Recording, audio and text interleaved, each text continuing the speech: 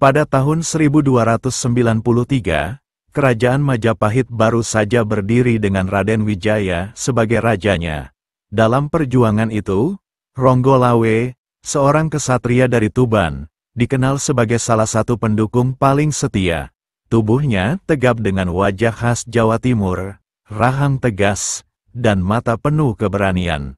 Ia adalah simbol kesetiaan yang tak tergoyahkan terhadap kerajaannya. Ronggolawe lahir dari keluarga bangsawan Tuban. Ayahnya, Arya Wiraraja, adalah seorang penasihat cerdas yang turut membantu Raden Wijaya mendirikan Majapahit. Sejak kecil, Ronggolawe diajarkan seni perang dan strategi. Dengan kepribadian yang berani namun bijaksana, ia tumbuh menjadi kesatria yang dihormati. Setelah Majapahit berdiri, Raden Wijaya menunjuk Ronggolawe sebagai Adipati Tuban. Ia diberi tugas untuk menjaga wilayah utara kerajaan dari ancaman bajak laut dan serangan musuh. Ronggolawe menerima tugas ini dengan penuh tanggung jawab. Meskipun jauh di lubuk hatinya, ia merasa ada hal yang belum selesai antara dirinya dan sang raja. Satu malam, saat berpatroli di pelabuhan Tuban, Ronggolawe mendengar kabar bahwa Raden Wijaya telah menunjuk Nambi sebagai Mahapatih Majapahit. Berita itu membuatnya gundah. Ia merasa, sebagai salah satu pendukung utama Raden Wijaya, dirinya lebih layak menduduki jabatan tersebut. Namun, ia memendam perasaannya dan tetap menjalankan tugasnya dengan setia. Hari berganti, Ronggolawe memutuskan untuk menemui Raden Wijaya di Istana Majapahit. Ia ingin menyampaikan langsung perasaan dan aspirasinya. Perjalanan ke istana penuh tantangan, melewati hutan lebat dan sungai deras. Dalam perjalanan, ia bertemu rakyat kecil yang mengeluh tentang ketidakadilan yang mereka alami. Ronggolawe mendengarkan dengan tulus dan berjanji akan membawa masalah ini ke istana. Sesampainya di istana, Ronggolawe diterima dengan hormat oleh Raden Wijaya. Di hadapan sang raja, ia menyampaikan aspirasi dan keluhannya. Gusti Prabu, hamba tak bermaksud melawan. Namun, hamba merasa memiliki hak untuk mempertanyakan keputusan Baginda tentang jabatan Mahapatih. Raden Wijaya, dengan sikap tenang, menjawab, Ronggolawe, aku memilih Nambi karena dia memiliki keahlian administratif yang kubutuhkan saat ini. Engkau adalah pejuang tangguh yang tempatnya di medan perang, bukan di dalam istana. Jawaban ini membuat Ronggolawe kecewa, namun ia tetap menahan diri. Setelah kembali ke Tuban, Ronggolawe merasa gelisah. Ia mulai merasakan ada ketidakadilan dalam keputusan tersebut. Kesetiaannya kepada Raden Wijaya diuji.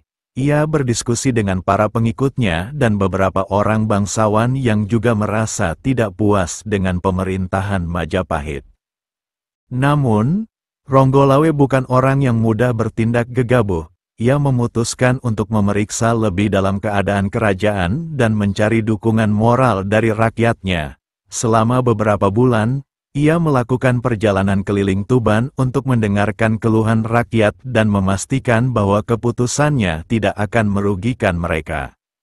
Pada suatu malam, ketika merenung di pantai Tuban, Ronggolawe melihat sekawanan burung terbang bersama di langit. Ia menyadari bahwa untuk mencapai tujuan besar, diperlukan kerjasama yang solid dan kesetiaan yang kuat. Kesadaran ini membuatnya memutuskan untuk menghadap Raden Wijaya sekali lagi. Namun kali ini dengan kepala dingin dan hati yang lapang. Keesokan harinya, Ronggolawe kembali ke Majapahit. Di hadapan Raden Wijaya, ia berlutut dan berkata, Gusti Prabu, hamba memahami keputusan Baginda. Hamba hanya berharap agar keputusan ini tidak merusak persatuan kerajaan. Kata-kata Ronggolawe menunjukkan kebesaran hatinya meskipun ia merasa terluka. Ronggolawe berdiri di atas benteng Tuban yang baru dibangun, memandang laut yang luas dengan ekspresi tenang dan puas. Para prajurit di belakangnya bersiap dengan senjata lengkap, menggambarkan keamanan wilayahnya. Ronggolawe kembali ke Tuban dengan hati yang lega. Ia menyadari bahwa pengabdian sejati bukanlah tentang jabatan, tetapi tentang menjaga kehormatan dan kesejahteraan rakyat. Ia terus memimpin Tuban dengan bijaksana, melindungi wilayahnya dari ancaman luar, dan menjadi teladan bagi kesatria lainnya. Kisah Ronggolawe menjadi legenda yang hidup di antara rakyat Majapahit. Namanya dikenang sebagai kesatria setia yang selalu mendahulukan kepentingan kerajaan daripada ambisi pribadi.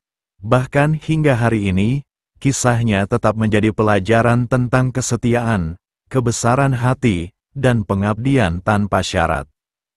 Demikianlah cerita tentang Ronggolawe, sang kesatria setia Majapahit yang tidak hanya berjuang dengan senjata, tetapi juga dengan hati dan kebijaksanaan. Namanya akan terus dikenang sebagai bagian penting dari sejarah Majapahit.